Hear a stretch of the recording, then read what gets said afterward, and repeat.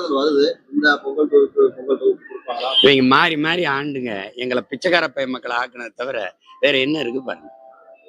சரி, இந்த பொங்கல் புது தொழில்கள பரிசு தொகையெல்லாம் கொடுக்குறீங்களா? யாரு இது? உங்க பரம்பரை சொத்தை வச்சுட்டு கொடுக்குறீங்களா? யார்கிட்ட பதில் இருக்கு? 5000 குடுன்னு சொல்றவன்ட்ட இருக்கா? நாங்க கொடுக்குறோம்னு சொல்றவன்ட்ட இருக்கா? யார்கிட்ட இருக்கு? 10 லட்சம் கோடி கடன் எப்படி வந்தது விளக்கம் சொல்ல முடியுமா?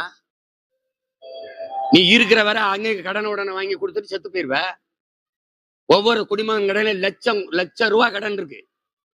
லட்சம் ரூபாய் யார கேட்டனா உனக்கு?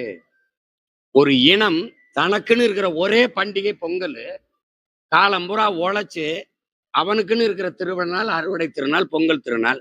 அதை கொண்டாட முடியல. 1 கிலோ அரிசி வச்சுக்கிட்டு, வெல்லம் வச்சுக்கிட்டு, கரும்பு வச்சுக்கிட்டு, ஒரு புதுசா வேட்டி துணி எடுத்துக்கிட்டு கொண்டாட முடியல. அவ்வளவு ஏழ்மை பிச்சைக்கார நிலையில எங்களை வச்சுக்கிட்டு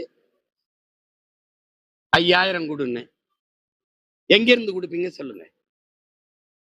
5000 கொடுப்ப, ஆசிரியர் தெருவில் கிடப்பான், செவிலியர் தெருவில் கிடப்பாங்க, அப்ப போக்குவரத்து துப்புரவு தொழிலாளி தெருவில் நிற்ப. நீ 5000 கொடுப்ப. இது ஓட்ட பறிக்கிறத தவிர இது நாட்டை காப்பாற்றுற வேலையா? இது யாராவது சொல்லுங்க. இது எத்தனை நாளுக்கு கொடுப்ப? அடுத்த ஆண்டு பொங்கலுக்கு 10,000 கொடுப்பியா? எங்கிருந்து கொடுப்ப? 186 லட்சம் கோடி கடல்ல இந்தியா இருக்கு. இப்ப 10 லட்சம் கோடி கடலும் தமிழ்நாட்டுல இருக்கு. திரும்ப திரும்ப கேட்கிறேன், இந்த கடனை வாங்கி நிறைவேற்றின ஒரு நலத்திட்டம் ஏதாவது சொல்லு. போக்குவரத்து சிறப்பா இருக்கு, சாலை சரியா இருக்கு, தடையற்ற மின்சாரம், குடிக்க நல்ல நீரு, படிக்க நல்ல கல்வி, ஏதாவது ஒண்ணு இல்ல? படுத்தா நல்ல மருத்துவம் ஏதாவது இருக்கா? நீ கட்டி திறந்துட்டு வாரா, 1 வாரத்துல படிக்க போற பிள்ளை இடிஞ்சு விழுந்து செத்து போறான். நீ குடிக்க செத்து போனவன், கள்ளச்சாரம் குடி செத்தவனு 10 லட்சம் கொடுக்குற.